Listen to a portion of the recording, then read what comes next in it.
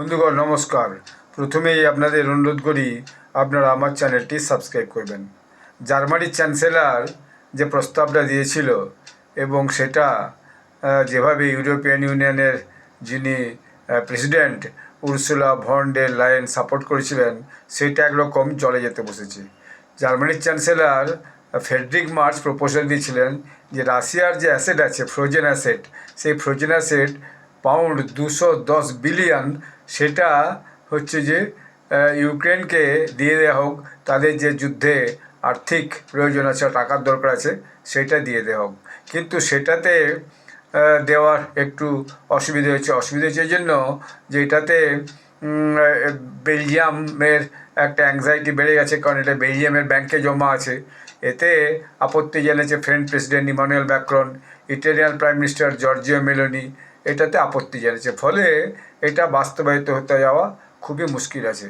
ফলে যেটা প্ল্যানটা উর্সুলা ভন ডের লায়েন অর্থাৎ ইউরোপিয়ান কমিশনের প্রেসিডেন্ট এবং জার্মানির চ্যান্সেলর ফ্রেডরিক মার্চ ভেবেছিলেন, সেটা আলটিমেটলি হচ্ছে না, কারণ তাতে এই দুটো দেশ রাজি হয়নি।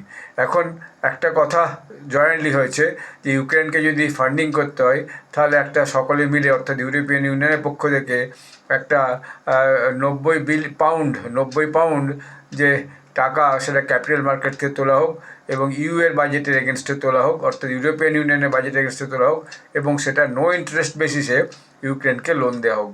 এখন সেটাও এখন সবাই এগ্রিড হয়নি। এখন দেখা যাচ্ছে কি যে ইন্টারন্যাশনাল মনিটারি ফান্ড যেটা বলেছে যে আমেরিকা কিন্তু ইউক্রেনকে ফাইন্যান্সিয়াল সাপোর্ট দেওয়া বন্ধ করে দিয়েছে। ফলে আগামী 2 বছরে ইউক্রেনের যে বাজেট শর্টফল হবে সেটা প্রায় $160 বিলিয়ন। ফলে এইভাবে ইউক্রেন কতদিন এই যুদ্ধটাকে টেনে যেতে পারবে সেটাই বড় মুশকিল। যদি একটা ইয়েতে পৌঁছানোর চেষ্টা করেছি যে এখন যে লোনটা দেওয়া হবে, সেই লোনটা আলটিমেটলি পরবর্তীকালে ইউক্রেন শোধ দেবে। যখন এই যুদ্ধটা মিটে যাবে 2 দেশের মধ্যে, তখন তারা শোধ দেবে।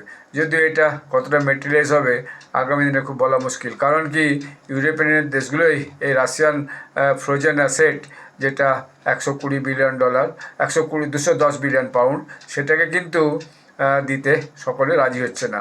কারণ তাদের ভাবছে যে অনেকেই এর আগে হাঙ্গেরিও বলেছে যে এটা করতে গেলে আমরা ইউরোপিয়ান ইউনিয়ন সরাসরি রাশিয়ার সঙ্গে কিন্তু যুদ্ধে জড়িয়ে পড়বো।